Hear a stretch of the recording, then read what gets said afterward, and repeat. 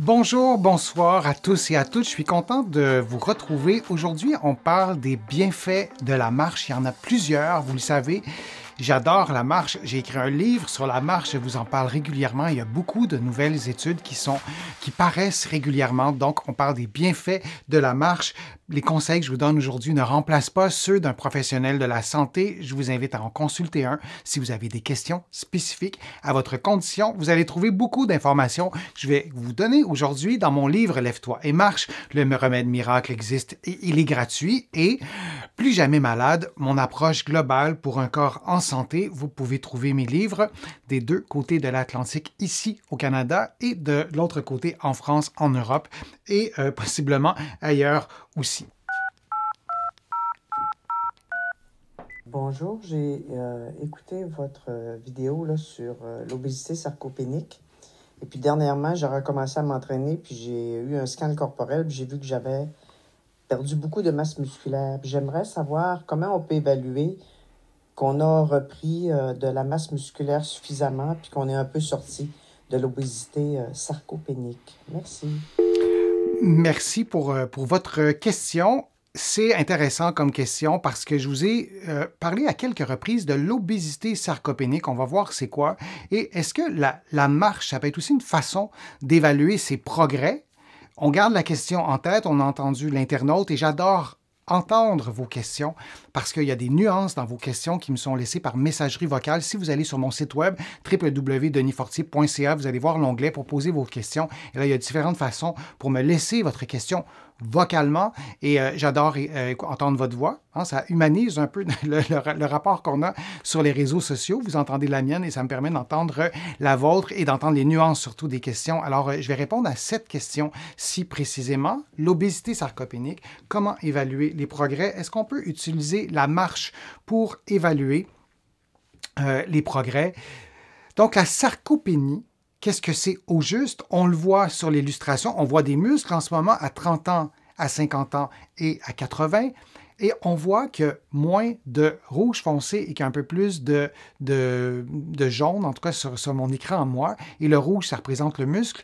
Et ce qui est de l'autre couleur, ce qui est plutôt jaune ou jaunâtre, ça représente notamment le tissu conjonctif, le tissu gras, le tissu adipeux. Et on voit que moins de muscles. Ça, c'est un exemple.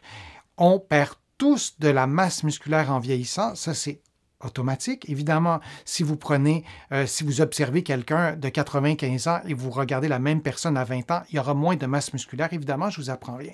Mais la sarcopénie, c'est autre chose. Ce n'est pas la perte de masse musculaire, je dirais, normale. On a, dans un contexte de sarcopénie, et ça, les trois items sont vraiment importants à retenir pour répondre à la question de l'internaute. On veut savoir comment mesurer les progrès. Donc, la sarcopénie consiste en une perte progressive de masse musculaire, donc le muscle est plus petit, une perte progressive de force, le muscle est moins fort, et on a moins de capacité fonctionnelle. C'est plus difficile de monter les marches, de se relever de la position assise, de se relever du sol, de courir, etc. Donc, ce sont les trois critères réunis pour parler de sarcopénie. Elle est notamment associée au dérèglement métabolique. Quand ce qui se passe dans votre sang, les gens qui ont des problèmes de diabète, c'est un problème métabolique. Les échanges qu'il y a à l'intérieur de votre sang pour que votre corps puisse avoir de l'énergie, c'est ça, les dérèglements métaboliques lors de l'avancée en âge. Donc, c'est associé à l'avancée en âge, au vieillissement, mais c'est associé aussi à l'obésité. Et quand on l'associe à l'obésité, on parle d'obésité sarcopénique, parce que l'obésité, ça entraîne un dérèglement métabolique. C'est vrai, il y a des personnes qui sont en situation d'obésité qui sont en bonne santé. On sait très bien qu'une grande proportion de ces personnes-là qui sont en situation d'obésité qui ne seront plus en santé métabolique dans 25 ans. Alors, l'idée, c'est pas d'avoir des préjugés, des stéréotypes, de discriminer les gens qui sont en situation d'obésité. C'est pas ça l'idée, mais l'idée, c'est de se rappeler que l'obésité, l'excès de tissu adipeux sur plusieurs années, ça peut et ça entraîne, dans la grande majorité des cas, un débalancement métabolique, un dérèglement métabolique qui est souvent associé à la sarcopénie qu'on vient de décrire. Donc, l'obésité sarcopénique, j'ai un peu de vous l'expliquer, mais elle est définie par un excès de graisse corporelle, donc de tissu adipeux, accompagné des 3 éléments qu'on a vus, d'une perte de masse musculaire, de force et d'une diminution des capacités fonctionnelles. Et quand on sait ça, que ça existe, quand on nous le dit, parce qu'il y a des tabous parfois qu'on peut même plus dire en santé. On nous reproche d'avoir des préjugés sur les personnes obèses. C'est pas ça l'idée. C'est physiologique. L'excès de tissu adipeux qui est maintenu durant plusieurs années peut entraîner la sarcopénie avec les 3 éléments que vous avez vus. Et moi, il n'y a rien qui me rend le plus triste que des personnes qui se font dire, vu que tu as pris du poids, évidemment, tu as moins de force. Vu que tu pèses plus, c'est souvent pas ça qui se passe. Il y a vraiment une atteinte des muscles en raison du dérèglement métabolique. Et il y a des choses qu'on peut faire pour contrer tout ça, notamment des exercices de renforcement. Et donc, l'obésité sarcopénique provoque un état pro-inflammatoire. Il y a plus d'inflammation qui perturbe l'action des adipokines et des myokines. Et ces adipokines et les myokines sont des substances bioactives sécrétées par les cellules graisseuses, les cellules adipeuses et les cellules musculaires, donc les myokines ou les adipokines. Si on veut résumer en une phrase, le gras et les muscles sécrètent des substances bioactives et il y a un équilibre qui se crée dans notre corps. Lorsqu'on a trop de tissu adipeux, lorsqu'on a un excès de tissu adipeux sur plusieurs années, il peut se produire, et il se produit dans bien des cas, un dérèglement métabolique qui est plutôt inflammatoire. Et cette inflammation-là peut porter atteinte à vos muscles, donc vous allez perdre, comme je vous le disais, de la masse musculaire, de la force musculaire et des capacités fonctionnelles, et ça empiète, ça diminue votre qualité de vie. Et si on ajoute ça au processus de vieillissement, il peut y avoir une accélération. Et là, le problème, ce n'est pas le vieillissement, parce qu'il y a une certaine fatalité par rapport à ça. Ce n'est pas le fait d'être en situation d'obésité, c'est qu'il y a une atteinte aux muscles qu'on peut inverser, on peut agir là-dessus. Et c'est ce que l'internaute nous dit. Elle a pris elle a mis en place des stratégies pour prendre la masse musculaire. Je vais y revenir. Mais elle veut savoir comment on mesure le progrès. Donc, si vous faites pour contrer l'obésité sarcopénique, vous pourriez faire des exercices de renforcement, des exercices de résistance. Vous pourriez faire des activités de résistance, de résistance musculaire, de monter les marches, de vous relever d'une chaise de la bonne façon 10 fois, de prendre une pause et de répéter 3 séries. Vous pourriez faire des exercices de poids et haltères. Vous pourriez aussi décider d'aller marcher plus régulièrement, d'aller marcher sur un terrain incliné. Ça stimulerait davantage vos gros muscles, comme les quadriceps, qui sont souvent atteints dans un contexte d'obésité sarcopénique. Et vous allez trouver sur ma chaîne des vidéos qui vous donnent vraiment des indications, des conseils très précis pour déjouer l'obésité sarcopénique.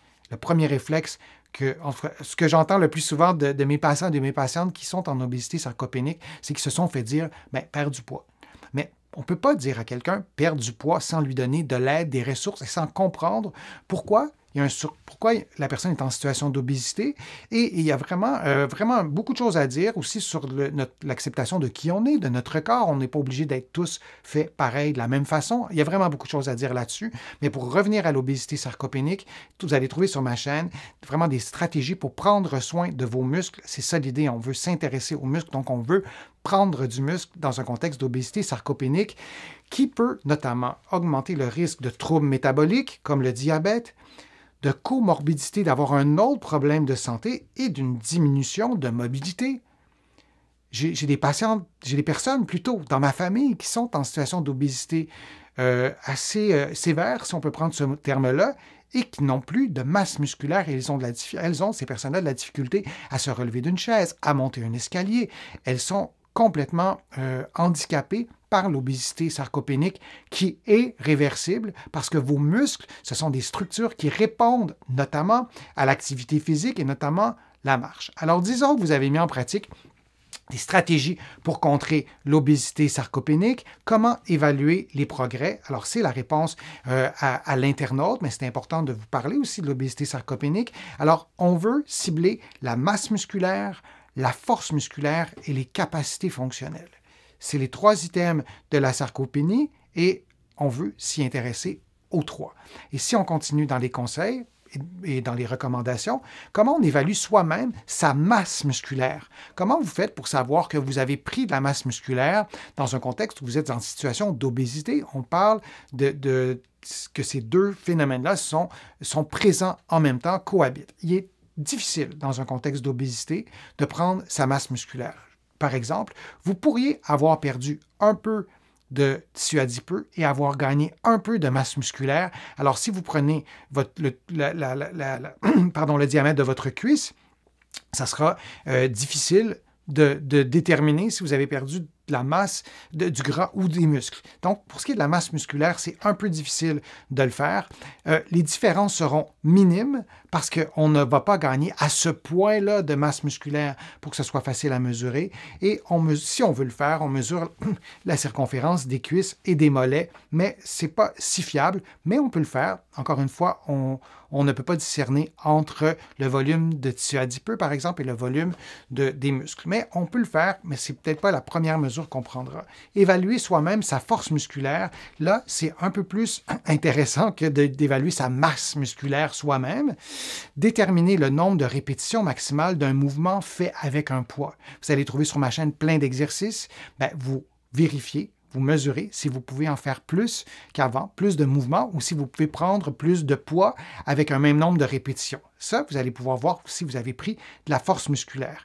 Déterminer la durée maximale d'une posture exigeante ou d'une position exigeante, comme tenir la position de la planche ou de la chaise au mur. Ça aussi, vous allez trouver ça sur ma chaîne. Alors, vous mesurez, vous comptez le temps. Vous pouviez tenir 30 secondes, 2 semaines après, vous pouvez tenir 2 minutes, etc. Alors que ce soit la chaise au mur, la position de la planche, et il y en a d'autres, vous pourrez en trouver d'autres selon le type d'entraînement que vous faites aussi. Si vous voulez faire des entraînements, ça peut être aussi des activités physiques comme la marche. Mais être capable de monter 2 étages lentement. Alors, on est dans la grande famille de la marche, de monter les escaliers. Vous pourrez mesurer votre progrès et vous pourrez mesurer votre force musculaire. Et en prenant l'exemple des escaliers, vous allez aussi évaluez vous-même vos capacités fonctionnelles. Combien de marches d'escalier peut-on monter facilement? Combien de fois consécutives peut-on se relever de la position assise? Ce sont des activités fonctionnelles. Et quand on a une obésité sarcopénique, on a perdu des capacités fonctionnelles. Alors, le premier conseil, c'est intéressant de mesurer les progrès. J'adore la question de l'internaute et je le remercie encore de l'avoir posée. On ne veut pas tomber dans l'hystérie, prendre 8 mesures par jour, puis mesurer, se peser, son tour de taille, etc. On ne veut pas tomber dans l'auto-mesure excessive, mais de mesurer les progrès, c'est intéressant parce que lorsqu'on progresse, ça nous encourage, ça nous motive. Et lorsqu'on ne voit pas de progrès, c'est peut-être parce qu'on peut attendre encore un peu, voir s'il y en aura dans 2 semaines, ou peut-être qu'on peut changer la stratégie. Alors, de vous entourer de professionnels de l'activité physique qui vont pouvoir vous aider à prendre des mesures et eux peuvent avoir aussi des outils parfois fiables, parfois très fiables pour mesurer, par exemple, le volume de masse musculaire que vous avez, pour le dire de façon succincte. Donc, c'est professionnels de l'activité physique qui ont des titres différents si vous êtes au Québec, au Canada, ou en France ou ailleurs, en Europe ou en Afrique. Donc, je ne donnerai pas de titre, mais les professionnels de l'activité physique vont vous aider aussi pour mesurer les progrès. Mais bravo à cet internaute-là qui s'intéresse au progrès qu'elle fait et comment on peut le mesurer. Et je vous ai donné des pistes de réflexion pour le faire. Et je vous remercie d'avoir été là, d'avoir posé vos questions. Vous allez trouver beaucoup de renseignements sur mon site web, le www.denisfortier.ca. Vous allez pouvoir aussi faire une contribution si vous le souhaitez. Vous le savez, les contributions me permettent de continuer à vous offrir tous ces contenus. Je vous en propose de plus en plus et ça me fait plaisir de le faire et j'en profite pour remercier ceux et celles qui ont fait leur contribution. Ça peut être une contribution financière, mais ça peut être aussi une contribution d'une autre façon. Allez voir sur mon site web par des clics, notamment, et ça me permet de vous présenter d'autres contenus et des contenus adaptés à ce que vous souhaitez. Vous allez aussi trouver beaucoup d'informations dans mes livres, notamment Lève-toi et marche, le remède miracle existe et il est gratuit, et Plus jamais malade, mon approche globale pour un corps en santé. Et sur mon site web, vous allez pouvoir aussi vous abonner à une infolettre gratuitement ou à des courriels thématiques. Alors, je vous dis à une prochaine fois, à un prochain direct, à une prochaine vidéo. Je suis toujours ravi de lire vos questions et donc à très bientôt.